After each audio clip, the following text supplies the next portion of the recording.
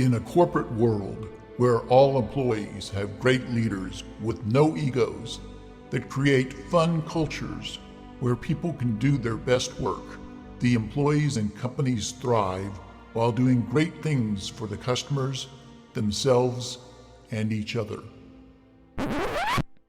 Well, we know that rarely happens. I'm Jeff Palacio. I have been a leader for over 40 years for every t-shirt size company, from small 16 employees to extra large over 1 million. Please join me while I interview outstanding leaders that will share stories of great leadership and not so great. It will help you become a better leader while poking fun about all the crazy shit that happens in corporate America.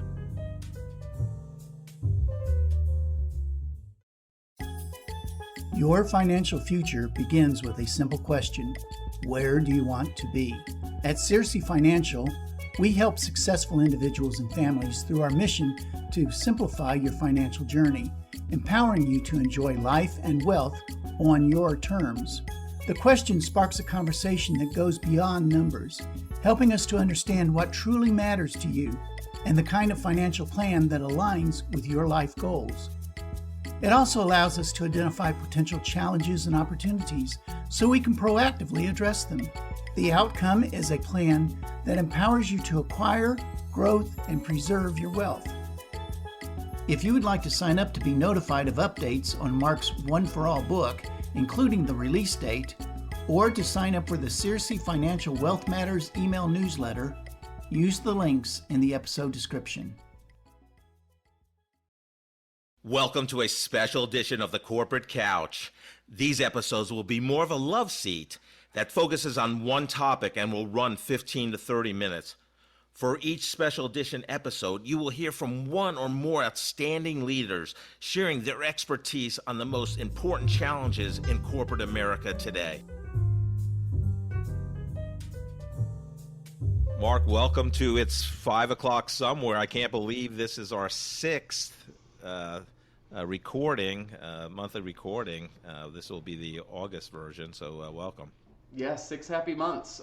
Still drinking a couple beers during our episodes. Yeah, this is the Friday edition, so that's good. I got my Boulevard glass, and you got your Blue Moon, and I got, well, I'm down the lake, so I'm drinking my lake beer, a Busch Latte.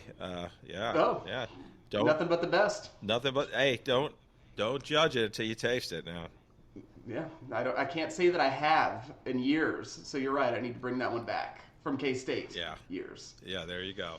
I'm regressing, and, so it's all good. I still see you're in solitary confinement in the Johnson County Detention Center. Yeah, it's nice. My wife puts me in here. I get to work in here at the home office, and the joke is it'll be done when my book comes out. So it's things take time. Perfection doesn't happen overnight. So this office will be done in the next couple months, but I hope my book is out, and I'll be holding up a copy in the next episode. Yeah. And our plan is to talk a little bit more about it. So yes, I'm still in this unfinished office, but it's working for now. Yeah. Love your shirt. Is that new?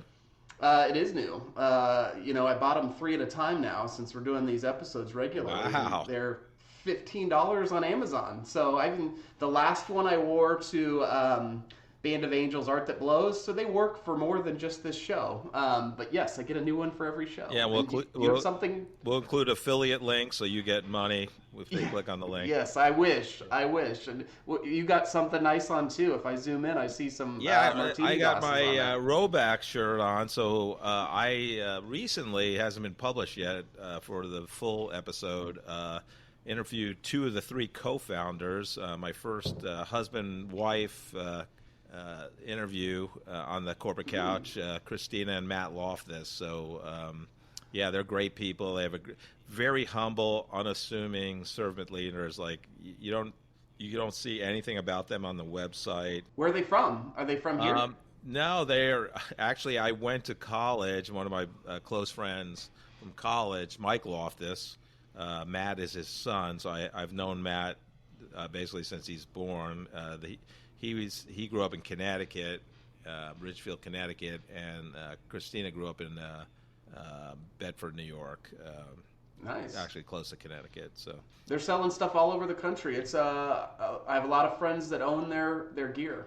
yeah, no, I've seen them grow. 'Cause when I was traveling with Eritana back in 2015, 16, 17, 18, 19, I saw people starting to wear it more, so it was cool to watch. And they had some of the best promotional videos.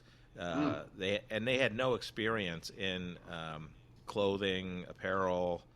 They wanted kind of to create Under Armour meets Vineyard Vines, and they thought it was an advantage that they didn't have kind of clothing manufacturing experience, because they were so willing to learn and maybe try other things different.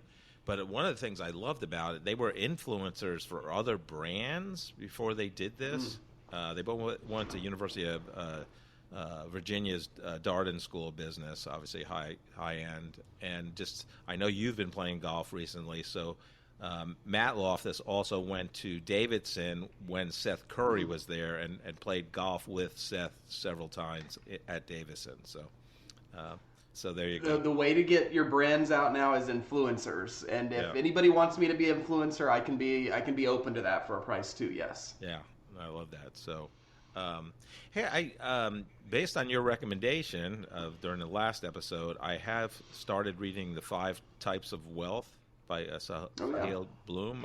But I would love to maybe give a quick take on what you got out of that book. I mean, one, just in general, and two, kind of being a financial advisor. Obviously, one of the 5 pillars is finance. So maybe give. Yeah, I love it, and I'm following his model and the way he communicates his book, and trying to create some of the same things he's doing as it relates to staying connected to an audience. So you don't just buy his book; you buy into his messages, his good ideas, and the 5 types of wealth. Of course, finances is one of them, but the one that I focus on, and I'd like to think that our firm focuses on all of these things, although we're a financial planning firm, is time wealth. That's just the one that I underappreciate. Time flies. I mean, you said at the beginning, we've done this for 6 months now, and it feels like 6 weeks. So in a busy calendar, when everything's a priority, nothing's a priority. So realizing how to slow down, and in my business, money is the tool to buy time or to do the things you want. But if you're too busy where you can't even use your time wisely or leisurely, right, that's a problem too. So I like that main reminder and my main takeaway, particularly because I have little kids now. That's going to fly by too. And I don't know if you remember, if you're in the beginning of the book, the example about parents. He lived across the country from his parents, I think, California to the East Coast. And if you're a certain age and your parents are a certain age and you see them once a year because you're long distance, you might only have 8 times to see your parents in your life. Yeah. And so it kind of reminds you time's fleeting. So that's just a reminder on all things. But particularly since my mom passed away 2 years and my dad has had his own health issues, it's kind of front of mind that you need to be thankful for what you do have with people and time. Yeah, the first time I saw that was, what is the stat? Is it 538? They do all the stats on everything, whether election polls or, anyhow, it was 10 plus years ago. They were talking about that, and I actually sent it to my kids because, it was after 18, you only see your parents some crazy number 60 more times in your life. Or it's 95% of the time you'll spend with your kid is spent before they're 18 or something like that. Oh yeah, it's in the book also. Yes. Yeah, and then someday they don't want to be with you. Like that. What? Yeah. My kids won't leave me alone. I should be thankful for that. Yeah, you'll get into teenage years. It's like you're just a taxi service. Yep. But it's a great book. So thanks for that recommendation. Of course. Yeah. Any new books on the horizon for you besides your own? No, I'm taking a break from that, and we can talk about this if you want to. I'm doing some leisurely things. It's summer. I did golf twice in 1 week last week. So instead of reading, I went out in the weather. And that was an interesting week, if you remember. Monday was 95 degrees, very hot. K-State Catbacker Golf Tournament. Saturday, played with a group of K-State friends. One Iowa State guy was with us, so that'll be interesting to have that conversation in 2 weeks when Ireland game is going on. When this airs, we'll see if K-State or Iowa State wins that game. But it was 70 degrees and it was perfect. And you probably saw it, but my friend at the Catbackers tournament got a hole in one. Yeah. Josh Wright owns a business that does real estate 1031 exchanges, and he called it on hole 16. He called we watched it. He was the last one. Oh, yeah. I should have recorded from the beginning. Oh, wow. But everybody jokes about it, and I recorded the whole drive up to see it. It was par 3. Yeah. But I think what I posted was the 10 seconds we walked up, the grabbing it, the excitement. Yeah, no, I've never seen one. Our balls were right around it, too. I've never seen one. Yeah, live. So it makes you want to go back, even if it's not yours. Right. I love that. Yeah, it was awesome. Yeah. And I'll make fun of Josh, too, is what are people supposed to do when they get one? Do you know? So they're supposed to buy, I don't know if it's just one round or just as much drinks as possible at the clubhouse.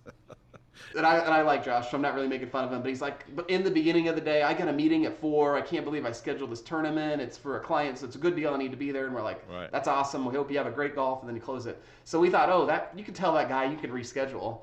As soon as we got back, he dropped off. Everybody goes put their bag in the car. We go back to the clubhouse. It's all K-Staters, so it's all like friendly, great people we want to know and who we know.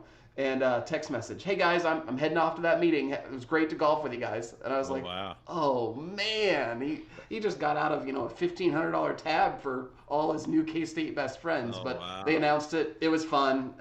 It's something that doesn't happen. And we thought he won a vehicle. It's sponsored by Lewisburg Toyota or something. We're like, oh my god, no, he won a new driver. So wow. At first we were real excited, but in any event, it's good enough just getting a hole in one. Yeah, no kidding. Because they usually do give away cars or something, more than a driver. Yeah, I think it was 3 clubs, but still not a new F-150 or anything from the Ford dealership in Lewisburg. Well, they usually buy insurance for it. That's how it usually works. Yep. So and for those holes, usually there's I don't know what you call them, a monitor of someone that's there. There was nobody, so we even had to testify to the clubhouse. Yes, he got it, and that's a process too. Oh yeah, that's interesting. Yeah, because they are usually monitors. Yeah, so hopefully I will get mine someday, but what I hear is in order to get one, you actually have to play. So my 2 times of playing a year, it happened in 1 week. Might be playing again here in September because once you play, other people find out and you get invited. So I'm excited for that to happen more in the future. Yeah.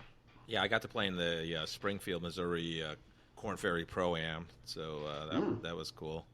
We actually were 16 under. Really? And I don't know who actually won it. When we were playing, 17 under was the low score. So and we played in the afternoon. So who knows? But it was fun. So you're professional now. I didn't know that. I'm not professional. I did lead off putting, to show the line to everyone in the scramble. And the first 3 holes, I hit 10 to 12 footers for birdie, and I've never done that before in my career. That was what I was worst at the last 2 rounds, putting. Seems easy, not easy, so that's good. Yeah, so it's fun. Any new people you met since we last spoke on, at least officially, on the podcast? Yeah, it's interesting. I just got done with it an hour ago, and it's kind of a fun update. Jay Roof. I don't know how to say his last name. Yeah, Roof. I think you connected me I to. introduced you to Jay. He introduced me to Kansas University's professional selling program. Nice. And so there's an opportunity to present to their program at KU, which is not K-State, and I can wear blue for that. Yeah. And they may be buying copies of the book. They've got 500 people now in their professional selling program. Wow. So the 2 professors I met just earlier today were really nice, very engaging, and that is on top of Scott Havens and I going and speaking in another month or 2 to their student group, which is a smaller. Right. But fun things are popping up, and that just means I need to get my book done, which it's in the next couple of weeks. It'll be here. Yeah, I'd love that. I met 2 people like last week, I want to say. Yeah, Wendy Hudson of Chief of Staff, Casey Wright's company here in Kansas City, who's phenomenal, and I was just so impressed with her. And then the day before, I met Lindsay Howerton, and Dan Cruz, who I know we both recently met with. he introduced me to Lindsay, and she was fantastic too. She had like a 10-question thing right off the bat that she wanted to do. She goes, "Are you right doing this? It's kind of my personal assessment that I do." I'm like, "Yeah, sure." And the first question was, the first time you saw the monkey bars in elementary school, were you the first person to run over to it, the second, the 8th, or the 15th, or whatever? I'm like, "Oh, this is going to be a fun meeting." And there's a theory behind that, I would imagine. I'm wondering what she that has a whole series now. of questions. Yeah, she was phenomenal. I was just so impressed with her. That's awesome. Yeah, you introduced me. I would love the challenge. And I'll mention another new person without a name, because it'll probably be announced soon. Met with a executive assistant, offered the job on Monday, offered the job on Tuesday, accepted earlier today.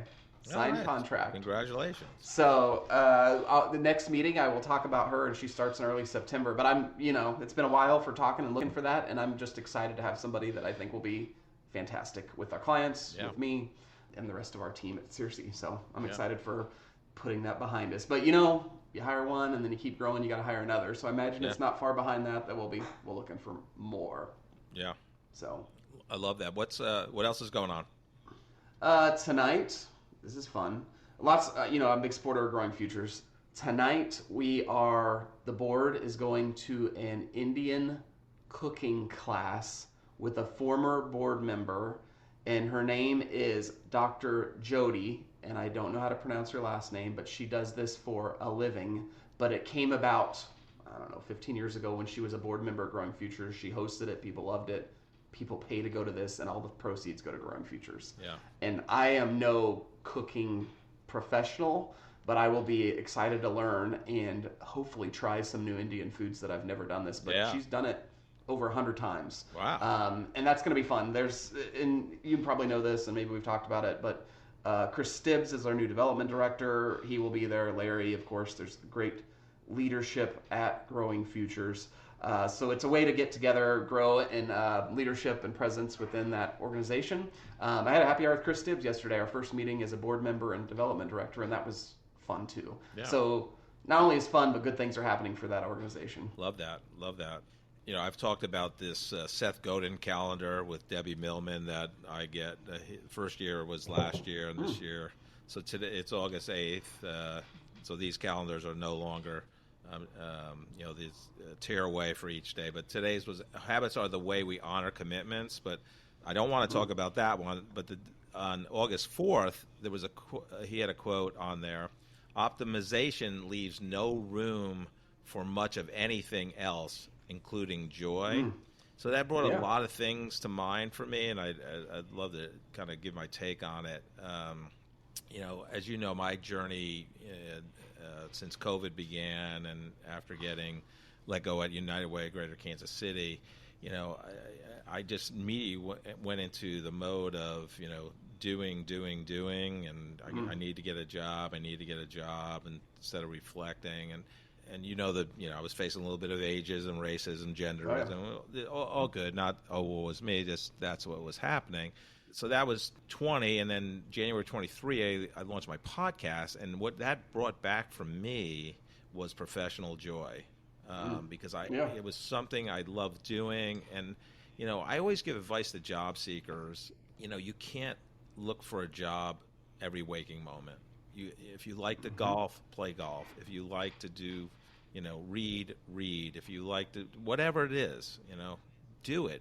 If you have a regular job where you have salary and benefits and all that, you would play golf, you would read, but you feel like when you were in job search, and I felt that way I felt the same way. Like I had to be productive, and Ryan Holiday, who I love, has a quote, we're human beings, not human doings. So be, you don't have to do all the time, I think we're all about productivity and productivity hacks, and we always got to be productive. Well, it's okay. You can take a shit without checking your phone. Like really. I don't know about that. But you yes, can. I want you to try it. I want you to try it today, Mark. Can I do it without my kids coming in? Well, that's that the is real a question. That's a different. That is different. I'm in that phase. Yes. Where you're I like, love all of that. I can't even take a shit without these freaking kids The coming. fingers come underneath the doors now. It's crazy. There's no privacy. Yeah, love the kids. I love it. So the topic this week at K Blonde's group coaching, who you were in for a while, was boredom. And boredom is not bad. So everybody thinks that's boredom, and we talked about it. You know, when we were kids, I would always whine, I'm bored. I think I did, but what would they say? Go outside, go do this. Right. Well, nobody's ever bored anymore. Think about it. Because a lot of parents, my kids aren't at the age where they have tablets or screens, but they don't get bored. They have so much going on, and boredom is where you get creativity happens. It's where you slow down enough to realize what should rise to the top in terms of priorities, joy. So that comment is very timely. Now, I sent this quote, and while you were talking, I was pulling this up because I don't have it memorized, but it will be posted soon on my Mondays. But some people on my team check in with me, Mark, are you okay? Like, I know you're working a lot. And I was like, I'm typically always okay. Like, thanks for asking, but I sent this to them. The master of the art of living makes little distinction between his work and his play, his labor and his leisure, his mind and his body, his education and his recreation, his love and his religion. He simply pursues the vision of excellence in whatever he does, leaving others to decide whether he's working or playing. To him, he's always doing both. Yeah. I love that. I'm like, and maybe I'm working to you, but this is my life. But circling back to what you said, you still need time for boredom, creativity, the whole meditation stuff that I'm not good at, that our friend Mick Johnson does, is easier said than done, but there's good behind attempting to do those things for sure. Yeah, I love that. Who had that quote? That was a great quote. You can make fun of me. I don't know how to say this. Lao Tzu, Laotzu. Yeah, I think it's a philosopher. Yeah. Yep. How do you say that? Do you know how to say that? I think you pronounced it correctly. I'm not okay. sure either. Okay. Yep. Yeah, because I'm a big believer, and I don't know who said this, but there's no work-life balance. It's all life. Yep. It's so because the lines are blurred now. I mean, you're working on a Saturday because you're thinking about something, and you come up with a great idea while you went out for a jog or when you went for a walk or whatever it is, right? So, yeah. Any other things you want to chat about? Let me look at my list because there's always a ton to talk about, but it is interesting, which I'm finding in people that are aging, people are trying to monetize their passions. Yeah. So kind of like you're doing with the podcast, you've transitioned into this, you're enjoying it. And remember when I talked to you when you were doing the networking, I was like, be careful because when you find whatever you land at and it's not as open to the networking, you're going to miss all of that. I knew that you liked doing it. So you've kind of found a way to transition into monetizing a passion, and it's working pretty well, but you still get to do what you love, which is being around people. Yeah, no, 100%. Yeah, and it's led me to help companies, create and host their internal podcasts or external podcasts. So that's been a fun journey for sure. Yeah, let me think about the only other thing that I have to talk about is social stuff is turning into kind of an interesting thing lately. And I'm talking about not date night with my wife or with another couple or kids. Twice this last month, Michael Imarino, who I think you know, organized a dinner with just couples that we didn't know. Oh, right. So 12 of us went out. That was awesome. And it was at Eddie V's in the Plaza. I hadn't been to the Plaza in years. Oh, wow. Eddie V's. Yeah, I was invited. We were down the lake, so I had to say no. That's right. It was a good group. Some people I knew, some I didn't, but it's kind of nice just to get out, include spouses. And then we did this with the Wabash Cannonball Steering Committee. A few of us went to the chair couple after Bridget and I's house on Sunday, and we thought, we'll get a babysitter, we'll be home by 8. We had to text the babysitter at 10, tell them we're going to be on. This is Sunday. We don't do that much. Right. And, they had bottles from Oregon they got back with, and this is a fun couple, Mark and Christy Buell, that are retired attorneys, probably early 60s, but that was their 4th night of fun, and we're like, we don't do that anymore. Like we're in bed at 9, so Sunday night, got home at 10:30, and just fun. There was 3 other couples at that dinner. Just that kind of stuff is awesome, and I miss that, and I'm glad we're getting opportunities to do it. Yeah, that's fantastic. So when you and Robin are ready, we should get a small group, and we'll do that together sometime. Love that. Love the vino. Yep. It's all good. Yep. Well, Mark, I'm excited for next month's episode where we talk about your book, and I'm excited to read it. So I want you to come with your full A game and talk about the book and enjoy your weekend. Awesome. Appreciate it, Jeff. Have a good one. Thank you for listening to this special edition of The Corporate Couch. If you enjoyed the episode, I would love for you to take 2 minutes out of your day to rate us 5 stars and write a review. Please join me weekly where I interview great leaders that share their career journey and their leadership wisdom.